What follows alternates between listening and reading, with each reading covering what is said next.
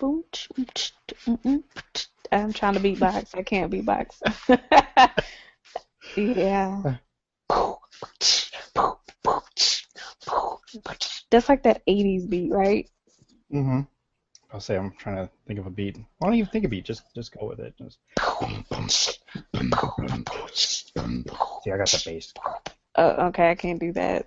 That hurts my throat. I'm still, Still practicing. nasally. No, I'm nasally, and I can't. I Oh. get no. Well, go higher with the Get snare. no. Use a snare. Are we Like a. really having this conversation?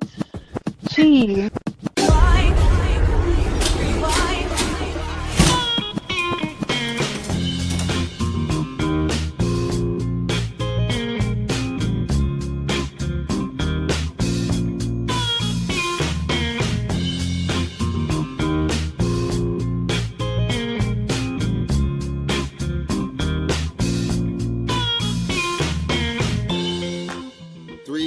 FX presents the Indoob podcast with your host, T. Sterling Watson.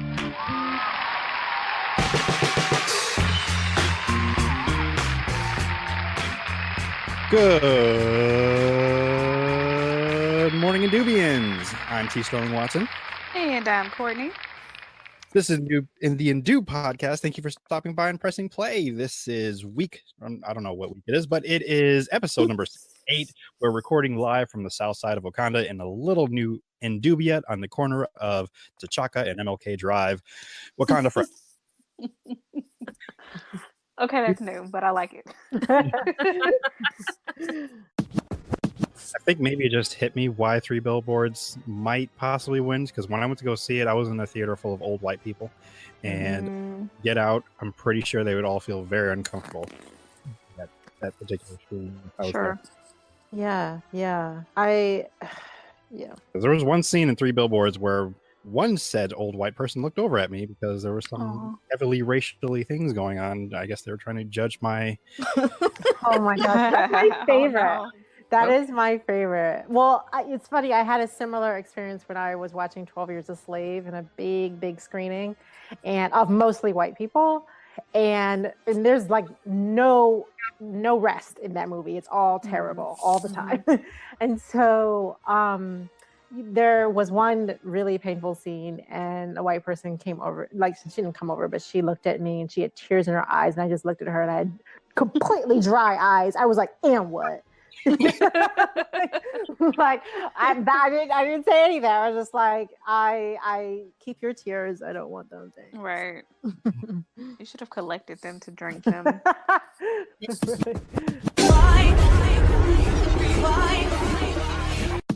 At the very least, I think what you've done, April, is bring visibility to an ongoing issue. And I feel like it's only gaining more traction. So at the very least, at least there's some kind of spotlight to something that has been going on for too long and that absolutely needs to be addressed. It continually addressed. So at the very least, there's that. Well, I appreciate that. I mean, I think the fact that the hashtag and the campaign or the movement or whatever you want to call it, is now in its 4th year and people are still talking about it. Oscar So White comes up every award season now, and not just with the Oscars anymore. We've seen Grammy So White and Grammy So Male, and so it's really taken off. And I think that this speaks to the power of social media. I'm not saying anything that people like Harry Belafonte and, I'm sure Paul Robeson, and so many people decades and decades before me have said. It's just that I was able to use this platform in a new way to call attention to the issues of the lack of representation of marginalized communities in entertainment generally. Think about it, but here's the question. What is a movie you watched at a young age that you definitely should not have been watching? And I actually had to think about it for a while. But for me, my parents or somebody in my family, they took me to see Boomerang when it first came out in theaters. Wow. Yikes. Okay. How old were you? Oh man, I should have this answer too. I feel like I was very, very young. I want to say I'm like 6. But Ooh. Wow. I remember seeing some things on screen, some things that I was very confused about. I recently saw it on BET, and I think there's they were looking at the commercial of the new fragrance or perfume or something. And yeah, and it was that I know that's probably one scene that really confused me and probably kind of scared me as a really young. Listen, that Strange commercial scares me to this day, and I'm 47 years old. Grace took that role and ran with it. Why she had to give birth to a perfume bottle, I will never understand. Okay. I mean, one thing that actually helps, and maybe we'll have to schedule this one day, is doing a live tweet of it, because I've actually been able to get through some like horror movies. Like they did Saturday Night Sci-Fi. I think they did Event Horizon, which is a movie. Yeah, that's a good one. I think I can add to my list as being one I may have seen too early as a kid. But again, I don't like scary movies in general, but I was able to get through it watching it with, a community of people. We made laughs and jokes. So I'm like, okay, it's not that bad. I still don't like it, but hey, it's not so bad.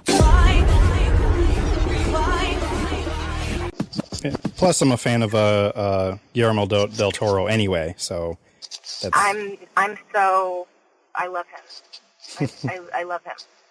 Like, I just want to squeeze him. I was going to say something wrong. He looks squeezable, though. He looks like a big, giant, fluffy teddy bear kind of person. And he's so, like, there's something so, at least from what I could see, there's something so decent and humane about him. And I'm really finding myself wanting those qualities in the people that I work with more than ever. There's no sense in working in environments that are not nurturing if it's possible. Sometimes sometimes it is what it is, and you got to go through it. And the thing that you need to learn is something other than that yummy feeling of co-creating with somebody. But sometimes it's like, okay, I just need to learn how to hold my own, and that's the lesson for now. But like, in my wish would be to work with people that give me that feeling, that I want to squeeze them, but I won't. Now, okay, I haven't watched more than a few minutes of Supernatural. Is Supernatural the one with like the two brothers and they're driving around and stuff? Do they drive around the country and help people? Probably. I don't know. I'm not a Supernatural like viewer, but I know it does. It's two brothers, but the main thing is they fight demons and angels and things like that. Like regular life. Yeah, pretty much. Yeah. Did you say it, Parisa? No, not yet. I've been doing I don't even know if I should admit what I do with my television watching time lately. But I'm going to. There are times when I have the time to watch TV and enjoy things and like sit down. And then there are times like right now where I just use television as like, it's like how would I say it? It's the ranch dressing on my salad. It's the whipped cream on my berries. It makes everything go down a little easier, is what I'm saying. So what are you watching? I'm watching Friends again. I'm watching Friends. Okay? I'm watching it again for the 100th time. I was like, because I've been watching it also with the Netflix thing where it just kind of keeps going. Yes. I'm like, well, I'm only on the first season. 4th season? What? How long have I been doing this? It's what I put on when I don't really need to watch anything, but I don't want silence. Yes. It's The Office for me. So I completely get that. I've watched, like, I know I can recite every episode, and I can tell you I can leave out of a room and tell you what they're going to do, the scene, the whole 9 yards. It's kind of insane, but I understand that. I really do. I get you. Well, I thought I knew all of Friends, and then I realized that I think there were some episodes in the first season I hadn't seen. And I had assumed I'd seen them. So there are other times where I've gone in and I've been like, I'm going to start on season 3, and then I watch to the end. So this time I just happened to start at season 1 because I was like, I definitely won't be interested in that. Just putting this on. This is when I tell you, like, sometimes I have to eat dinner at like 11 o'clock at night so that I can sleep well. Like, I'm just like, I just need something that keeps me awake while I'm chewing. But that won't wake me up too much. I can't put on Mr. Mercedes and be like, oh, I gotta keep watching this. You know, right. By the way, Mr. Mercedes is bomb. I love it. But so, yeah, I was like, why is this so interesting? What's going on? I don't remember this. And yeah, it was a real treat, actually. Yeah, I was about to say, that should be a bit of a joy to find like you have a new episode. It's kind of like a new episode for you. It was. Now I understand where, when I've heard people get really excited about like, oh, there was a lost episode of this series, and I'm like, okay. And now I'm like, if there was a Lost Friends episode, I would be one of those people who would like queue up outside of wherever they were going to show it, and I can't. No, I wouldn't. I would want to be that. And then I get legit offended when somebody actually says to me, "Oh, is that a movie? Is that a documentary about the Black Panther Party?" Listen, listen here, colonizer. We're not in this day and age, like, how do you not know? How? Are they not near an internet at all? Do they not have Wi-Fi?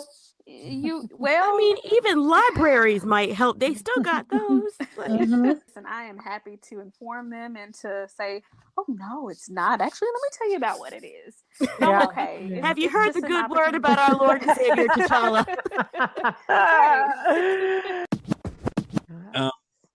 And just any thoughts on anyone who's listened to the Kendrick Lamar produced album? Anybody has any thoughts on that?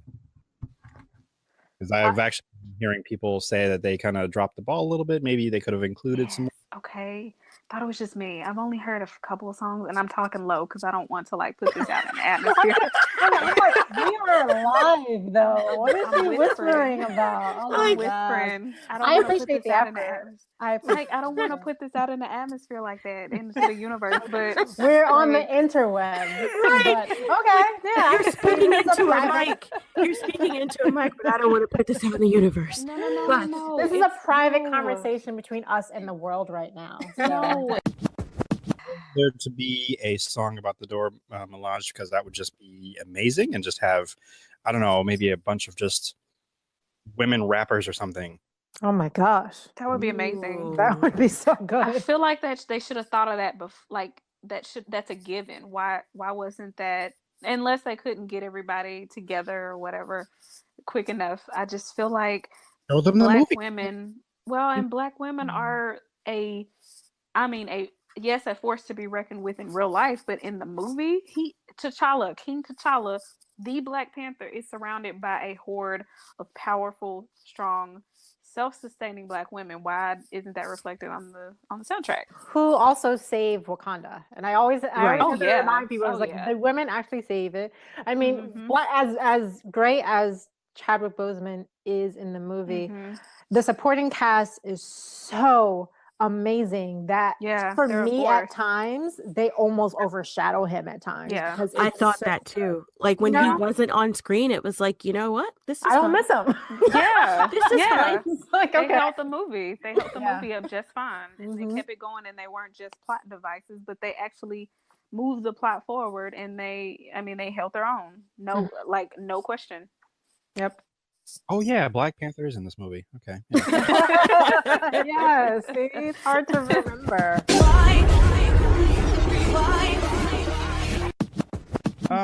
Would you consider me having a baby face? This came up. I would. Yes. Why? Yeah, someone someone at work called me a kid, and I'm like, for all you know, I could be the same age as you are. I mean, we don't know each other that well, so I kind of asked one of my other coworkers, like, what is it about me? And then she said, well, you do kind of have a baby face. I'm like, really? So I'm just asking other people if they think that too. And I never considered myself to have a baby face, but yeah, I guess the more people I ask, Yeah, I get that all the time. people say you have a baby face too. I get it all. Oh yeah, all the time, and it's annoying, and I hate it, but I get it all the time. But I just closed on my first house. Yay! So I'm actually at my house right now, and if you hear me moving around and making noise, I'm trying to be as quiet as possible, but today is pre-moving day, so I am trying to do as much as I can before like clean and just do things like that before we move the big stuff. So yeah, but yeah, it's good, it's fun. I'm tired already, and we haven't even started, and but I'm very excited and tired. Have I mentioned that I'm tired yet? Not yet. I think you might want to add that in there. I'll add it in post that you're tired. I'm pretty tired. But still add it in post because I'm tired. I'm just tired. Hey Courtney, I'm so excited. Tired by any chance? I'm a little tired, but I'm good. I'm a little tired though. Your homework assignment. We give out homework assignments now, by the way, on the show. I never do it. It's okay though. Like you don't have to do it. I'm out. Don't tell her. I mean, I'm out of school. Why do I have to learn more? I'm kidding. Learn more. Learning is always good, though. Yes, always. Everybody, keep learning forever. Always, and don't stop after school, please. Here's a whole list of them. I am recording on my newest, the member of my inanimate object family, KRS-One. This is my new laptop, so welcome to the family. Welcome. Just to acknowledge that because I did a short little contest because I needed to name it. So I was suggested that name, which sounds like it could be an android from Star Wars fame, but no, it is an old school hip hop rap. Vocal Fry. I did. Oh. Are you familiar with it? Or? Yes, I am. I learned about it from like the Kardashians. Oh, okay. Are you? So I'm not judging you, but no, I don't watch it. I don't watch them. Sure. No, because I learned it from like a speech class, and my teacher explained what vocal frying is using the Kardashians, and ever since then I've just been like, oh my god, that's what they've been doing with their voice. So what is it? Like, do you want me to do an example? Yes. Please do. Yes. Okay. It's like you change the pitch of your voice, and I'm not exactly sure why some people do it. I can't remember the reasoning behind it, but it's like how they talk is like they're frying their voice. So it's like, Sterling, we have to go get a salad. And oh my god, I lost my earrings in the ocean. Life is hard. They do that. Oh my god. And Kanye just wants me to wear black and clothes with holes in them all the time. Thank you for bearing with me there. This first one actually is from me. I know this is unorthodox. I know. Hold your horses, everyone. But I had posed this question on Twitter. It was actually, I asked a random coworker. But I'm going to bring it here so we can discuss it and debate it. Maybe we come up with a definitive answer. But if a giraffe were to wear a tie, would it be up high on the neck or would it be closer to the body? Huh. Okay. I'm going to say closer to the body. That's actually what my coworker said as well. Courtney had to run away real quick. But so that's why she's deep in thought. But I guess I think of it as because like a tie is usually close to your shoulders, not high on your neck. Mm-hmm. So I guess that's like my reasoning. But it's like a giraffe. Oh my gosh, it could look like. I guess it would look normal if it was high too. Oh man, this is just like a really. Whoever wrote this question is a genius. I did. I came up with it because I was the whole backstory behind it. I was thinking about designing a T-shirt with with giraffes on it, and I'm like, well, if I were to put it in a tie, or actually I was thinking of a bow tie at the time. It's like, well, would it be up high, like right under its chin, or would that be closer down to its body? So I kind of left the tie portion up to interpretation. But see, now if it's a bow tie, does that change it? And do they wear multiple ties? Oh, I never thought of multiple ties. I mean, because you have some space, you might as well utilize that to. So yeah, it could be a bow tie. Yeah, I'm also Googling giraffe wearing tie. Okay. I thought about what did you come up with? I see both options, and I'm rethinking my first one because it looks awkward. Like with the necktie down low? With the necktie down low, yes. It looks like he's more relaxed, like he's casual. He's just gotten home and he's about to like chill and he's loosened his tie. But up high, it looks like he's ready for business. Oh, okay. Well, maybe that's the difference then. Like if you're home, because it's not tied up tight, it's it's loosened, so it's gonna be down. Okay. It's gonna be business casual giraffe, or ready for an interview, or ready for the board of directors meeting giraffe. Yeah, that's true. He's got a show. He's ready. He's got his stuff together. Can't be slacking. Unless it's Friday. Right. If casual Friday, then it's down low. All right. I'm in the house. It's late. I just put my soft pants on, so I'm good. I'm gonna. Okay, I didn't have soft pants back then, but I have them now. So if I come home and I know I'm not going back out, the soft pants are coming on. And yes, they are named Karen. I also have another pair. It's named Jane, but those are scrubs I got from work. You're sounding like that's how it is when a woman gets home and she takes off her bra. At least that's I can't speak for all women, but when Courtney gets home and she takes off her bra, and people are like, "Yeah, let's go out." What? Wait, my house shoes are on, my bra's off. I'm not going anywhere. Thank you though. Oh yeah, it's like it's the best feeling. And then when you get into like sweatpants, you really aren't going back out for anything. But yeah, I am in. I'm in for the night. It's only 3 p.m. Yeah. I think exactly. That's me in a nutshell. How did you know? I think I almost cursed one time when a friend called me at I think it had to be 7:00. It was like a Friday night and I just got home from work and I'm like, I just, rushed to the shower and got really comfortable. They're like, hey, this is last minute, but I'm like, no, I'm not leaving. Stop right there. Stop right there. You lost right there. You lost. You should have got to me before 6. I would have still gone out. Now I'm in sweatpants. I'm not leaving. Sucks to be you, because now you get to go by yourself. Yep. Right. I feel your pain. Usually it's got to be something that is worth me putting back on a bra and pants. It's got to be worth anything.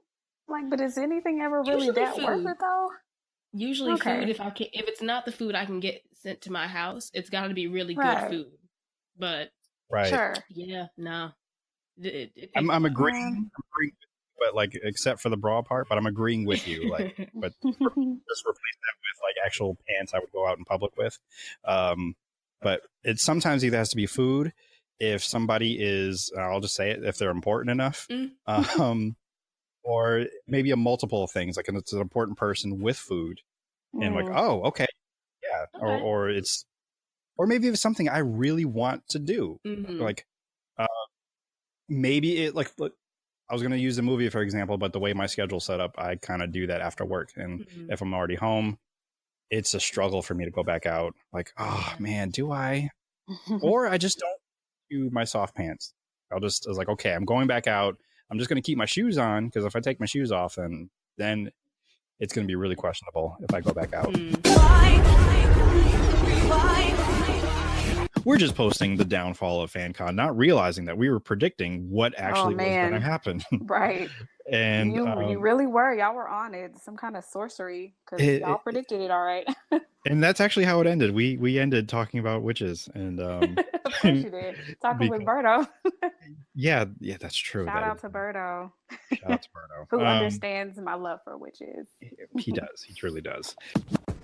One of the perks, since the Infinity War movie was pushed up a week, they decided that they were going to have a special screening for those people who have tickets already. So that was one of those things, like, is the screening still happening? Or if you want to come to talk to us about what is happening, you can meet with us and then we can enjoy the movie together. Like, oh yeah, sure. That's exactly what I want to do. I want to come all the way to Baltimore just to watch this movie and yell at you guys. Yeah, so that was one out of many things. And the big kicker, though, the I guess I buried the lead a little bit. No refunds. Yeah, they weren't going to give any refunds. Yeah. What they were going to do was honor your ticket the next FanCon event. That's hilarious. Because really, that's I see why FanCon failed, because if you had this type of optimism throughout the entire process, despite the facts, bro, we can't help you. There's nothing we can do for that. We did hashtag Blurds Brunching, which I'm not sure if people have been using that hashtag, but we discussed it like on Twitter not weeks, but a week before we all arrived. But it was like 20 of us, all Twitter folk together at Miss Shirley's, just breaking bread and just being a family. And it was just so amazing. I loved it. It was really good. And like, they couldn't reserve a room for us. That was actually my mission. I was in charge of trying to reserve the room, but it was already booked. But we still managed to get 2 tables together, and we did it up. We had a good time, and like, everybody was there. And I'm not gonna try to name names, because I feel like I'm gonna miss somebody, and I really don't want to do that. So yeah, but it was a lot of friends that that I already knew from Twitter, a lot of new friends that I met that day, and it was just really good. It really was good, and the food was good. It was just great. It was really good fellowship, and a great way to really kick off the weekend as a whole. I would say it was lit. Now, I don't throw that word around a lot, but if I'm saying that, I must mean it. So it was a lot of fun, and just watching people, like, I mean, and it's the weird thing about it, or maybe it's still kind of surreal, is just like, these are people that we've known like on the internet, but we've just met them in real life like 2 days ago. But we're like, oh, these are my people. There they are, and now we get to see them cut up. So we get to see them in all these different circumstances, from either just breaking bread with them to maybe seeing them in cosplay. Now we're seeing them get up on stage, whether they're inebriated or not, but they're there. And it was just a lot of fun. Yeah. And anytime any of us got up on stage, we all kind of went to go support them and just, make sure they had fun too. So it was great.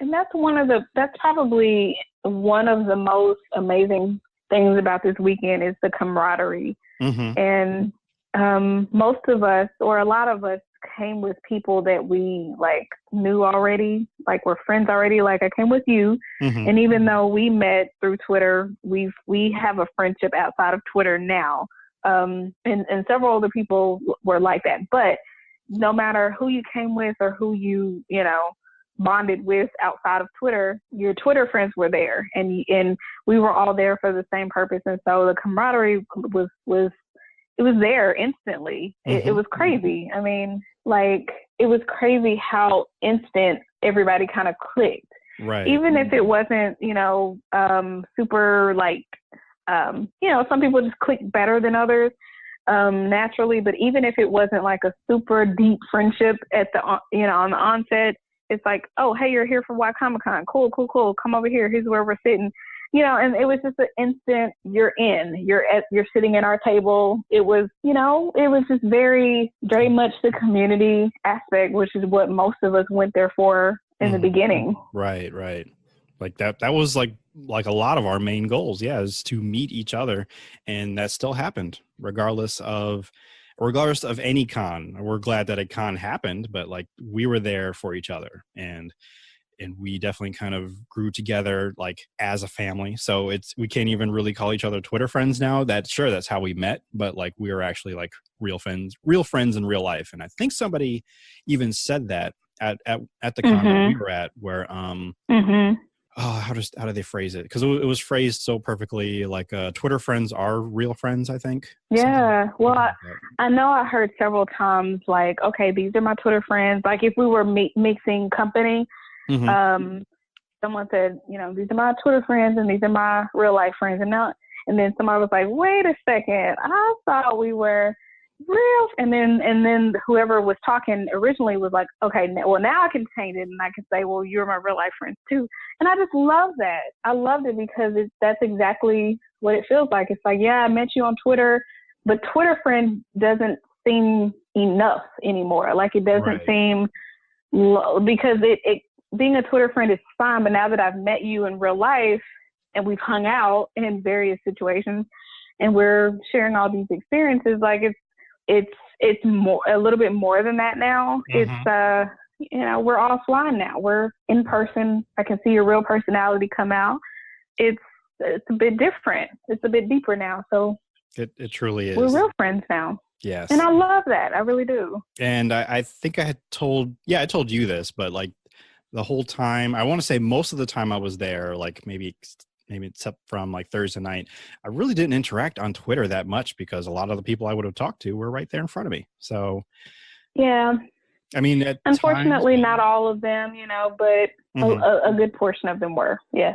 Right. So it was still, I was just experiencing the real life, just real life Twitter feed, if you will, but just everyone there. Like, there's no way I could scroll back or retweet or just laugh at what you just said, but you could actually see me laughing at what you said. So that just made the difference. Good morning, Sheboygan. So today's Sheboygan News is not really necessarily news, but I did find that apparently Sheboygan has an odd police scanner chatter. There's actually a Twitter account called at Sheboygan Scan, so you can hear, like, not hear, but you can read what comes across the scanner.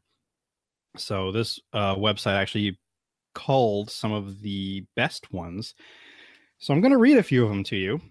I don't know how to say that word, so I'm going to skip that one. And I'll tell you this much. Earlier today, I was kind of just scrolling through looking for news and I was reading them. I happened to be sitting next to my mother. So I was trying to keep in laughter and I couldn't help it because some of them were just too ridiculous. And she's like, "What are you reading?" I'm like, I can't, it's hard to explain. So let me just read a few of them to you. And basically they start out with the address because, when you make a 911 call, you got to give, where you're from. So I'm going to skip that part and just read what came across the scanner, such as man having trouble breathing, has been vomiting blood. So that is, just one of them. The first one I read was a woman's arm stuck in recliner. Rotten brats with possible BB guns shooting at cars. Let's see. Disturbance. Caller's roommate refuses to discuss important life's issues. So these are people that's calling 911 for these so-called emergencies. Idiots have bonfire close to garage, are possibly burning mattresses. Man artificial's hip popped out. Two females and dog are being followed by a coyote. So, I mean... Wait, what? Say that one again? Two females and dog are being followed by a coyote. Huh. So two female women, I suppose, because you could just say two women. I'm reading what the scanner says. This is what came across the scanner. Sure. I'm commenting on the scannee. Yes. Or the speaker on the scanner. Like, do better, sir or ma'am. But person. Yes. Do better. Okay. Continue. Okay. Okay, this one was the one I think one of them that confused me. But large group male teen monsters throwing rocks at large turtle. Okay. Yeah. So yeah, I guess it's a group of teen monsters. Okay. All Yeah. right. So Okay. okay. So this is I'm the sorry. one that broke me, and because Okay. this is right after. So the fact that Mm-hmm. you're already broken. I have to try to get through this one. Okay, I'm sorry. I just like I mean, I guess that's better than them, being out on the streets, doing drugs or doing other mischievous things. But why throw the rock at the turtle? I mean, I guess because it's a really big one. did you see it on a show and you just wanted to reenact that moment, or Well, this call what? came from a marsh, so that's all it says. Is just Okay. marsh dash large group male teen monsters throwing rocks at a large turtle. I thought you were supposed to be like objective. No, wait, subjective. Wait, objective? What Uh, is it? I think You're it's supposed to objective. not have your opinion in the mix when you're reporting or whatever, right? But I thought you were supposed to be that when you report whatever you see. Calling a group of teen males monsters is very subjective. It is, but maybe it's the callers. I think that's what it could be. It Oh could be God. the caller, and Oh, they're okay. recording what the caller said. I see. Got you. Male teen monster. Oh God. Okay. Okay. Go. I'm ready. All right. I'm So good. this is the one. Mm-hmm. Small child says parents scare her every day when she comes home from school. Okay, listen. So I saw my little nephew today. He's about to be 6 in July, and he loves to scare people, right? So Mm-hmm. every time I see him, whoever's domicile he's at, he'll hide, Mm-hmm. and the parentals or the adults of the house will say, "Hey, Courtney. Hey, Coco." That's what they call me. Hey, Coco. And I say, "Hey, so and so. How you doing?" "I'm good. I'm good." I said, "Good. Where's Corbin, my little nephew, my little 6-year-old nephew? Where's Corbin?" "Oh, I don't know. He was here and then he wasn't." I'm like, "Oh no!" And so I start to search around the house or search around the room or whatever, and then he'll just jump out. And inevitably, I know where he is Mm-hmm. because I know whatever house I'm at. I know the layout anyway, and I can also hear him giggling. But then, I always have to act surprised because he's like, "Wow!" and then he'll just laugh at me. And Mm. it's hilarious because he just gets such a kick out of it, and I have to act surprised and scared, and I love it because he gets such a kick out of it. But in this poor child's life, who's calling the authorities and reporting her parents for scaring her every Ev- day after coming home from school, I don't see them doing that. Like, I don't see them hiding every day That's what I do and though. giggling in like the corner or whatever, the closet or whatever, and jumping out to surprise her. I don't see that happening. So, But that's what I'm Sterling, imagining. That's what I'm imagining. I was about to say, what do you think is really actually happening in this scenario? Because this poor child, number one, but number two, what's actually going on here? I don't know. There's just sadistic parents, and it's like, she's coming. She's coming. Hide. Okay, here she goes. Here she comes. Here she comes. Okay, 1, 2, 3. You think that's what's really going on? Oh, maybe it isn't, but it tickled me so much that I probably almost had to leave the room. But just the thought of it, like, yeah, I mean, I wonder if that's the kind of parent I would be, but not every day. Just maybe once a week. Because that's just I don't know, mean. You got to train them. You got to get them to be always ready. Be ready for anything. And Uh-huh. Abby, who I know has been behind on episodes, but I was threatening to take her honorary black card because she had not seen Black Panther. So Are you officially giving it back to her now, or what? well, it was You know how they put you on notice for something being canceled, like say your car insurance, like if you don't pay it within this week, or you're on notice for being canceled. Yeah. So her honorary black card was on notice for being canceled if she did not watch Black Panther within the weekend. Luckily for her, I didn't go to work Monday and Tuesday, so I did not see her to confirm, but I did send her a text message on Saturday, which she didn't read until Sunday. But Monday night, she watched the movie. I saw her today at work on Wednesday, and she greeted me with the Wakandan salute. So she's officially back now? Is that what you're saying? Yeah, she's back. She's back. Okay. Unfortunately, I don't know, man. I know, and I told her, I threatened her. I said, I will talk to Black Twitter about this just to confirm your cancellation. And she's like, no, please give me more time.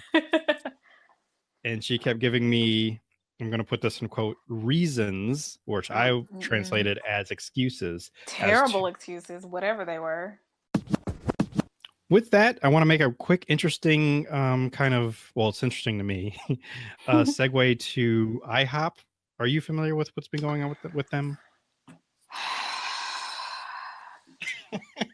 Sterling, I just sigh. Don't understand. I don't like it.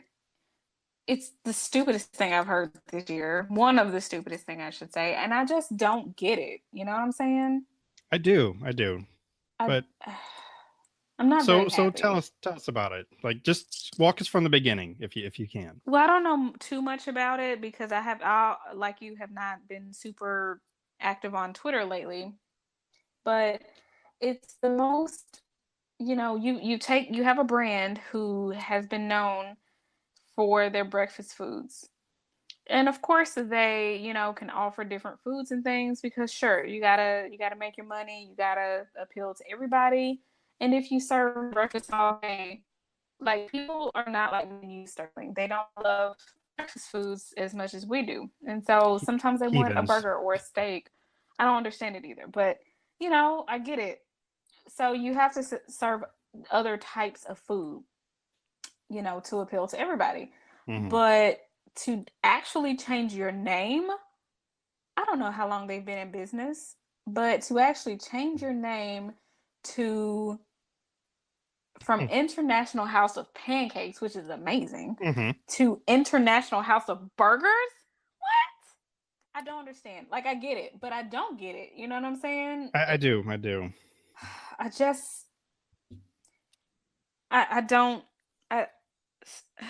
Sterling, I don't get it. Traveling and whatnot. I remember years and years ago, I'm hoping you remember too, about a commercial for the Navy. And Keith David gets on and is like, if someone, I was going to do a Keith David impression, but it sounded like my regular voice. Do it. I'm already at a very low register. It's not my problem. I know.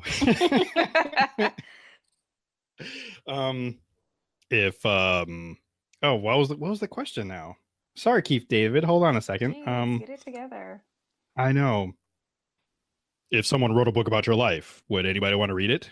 That was a horrible Keith David impression, but it's a pretty good one, I mean, because I'm kind of smiling just thinking about it, but man, that would be quite a guy to talk to. Anyway, but his question was, if anybody wrote a book about your life, would anybody want to read it? And I've always had the answers like, well, it depends on who wrote it, basically. Ooh, there you go, plot twist. Yeah, literally, haha. Exactly. So therefore, I would say yes. I would say people would want to read a book about my life. And basically, he's still trying to sell you into joining the Navy, which is not what I want to do. Even though I did have recruiters call me and try to really talk me into joining the Navy. And I'm like, well, at the time in my life, I was thinking about going to like culinary school or even journalism.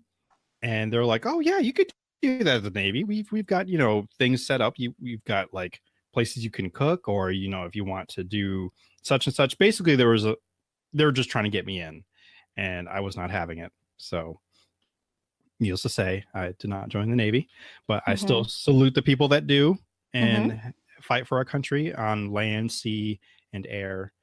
And everywhere else. Everywhere else, yes. Yeah, Space. Time. Ha. The time fighters out there, I salute you. I will salute you. I have saluted you. And that's probably going to be their motto. Like, if we ever find, because I feel like the time fighters are, I feel like they're the secret ops, the secret, co-ops of whatever, like the troops or whatever. And so I feel like if we were to ever discover who they were and they were ever to become mainstream, that would be their motto. We salute you. We have saluted you. We will salute you. Right. Right. And perfect. They've fought for us. They will fight for us, and they're probably currently fighting for us. Chargogagog, Manchagogagog, Chabunagungamog. Say. Okay, I almost had it. I need to see it, but I think he said Chargogagog, Mengogagog, and then some others. I can't remember. But I was close. You were. I think it's a pattern. It is a pattern, and it almost sounds like it could be a transformer too, but like a Native American transformer. Sure, absolutely, which we need. We totally. do. I mean, if we're going to continue to make Transformer movies, by all means, make it all inclusive, right? Right. I would watch that. Like it would be like a nature transformer. Like he turns into a tree and then he comes back. And then that would be great. Yes. Or that would be great. Or mountain. Just all the elements combined. Yes. There's a river transformer and he's just like water, and then all of a sudden he's like ice, and then I don't know. But in the form of a car. Oh, right, because they have to be cars too. That's right. Yes. They have to be or vehicles. Some kind of vehicle. Right. That'd be dope. I would watch that movie. You know who would be great? We have to contact Lauren Warren, who has been on the podcast before, because she likes the Crash Bang 'em Ups robots. I forgot. She has a really interesting way of describing these in Pacific Rim. It's I love it. But she would give a much fresher take to the Transformers franchise, which it totally needs it. Yes, she would. Yeah, I think she's the perfect man for the job. I think so. Mm-hmm. Because there is a Bumblebee movie that I am not interested in watching. Seriously? Oh, you didn't hear? Yes, there's a Bumblebee. Did they announce that on Twitter? There is a trailer. It exists. So there's a whole trailer? There's a whole trailer. Oh, God. Why? Exactly. Why? Exactly. I don't understand why, Sterling. This is how I feel.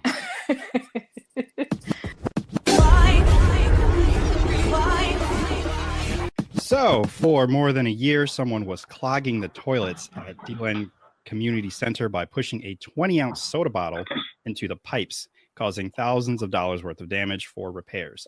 This is a crazy person, just a heads up. The Public Works Department would have to remove the entire toilet to get the plumbing underneath to remove the bottle. And police put out a plea to community to please help figure out who's doing this. They found him, and the police sergeant said it's serious, and we don't want to inconvenience the people of Sheboygan or our visitors, and we don't want to waste any more taxpayer dollars. That almost sounds like a Florida man, doesn't it? Probably. I'm trying to figure out what was the point of doing that, and who knew to even give pointers. Like, yeah. I'm like, well, how do you know? Were you there? Were you watching it? I want to know why he did it. Right? Why? That too. That's the most important question: is why, sir? Yeah. Why? Was crazy? Was he white? Like, what was the reason why?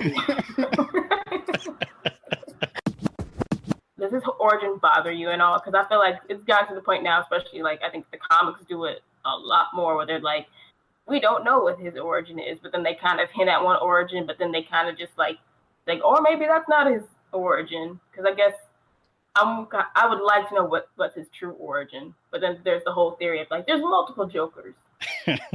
I actually like that it keeps changing, or that maybe he doesn't even know what it is, because he's like the embodiment of chaos, and it just makes no sense, and he's not going to make any sense. So don't try to rationalize or try to make sense of it, because you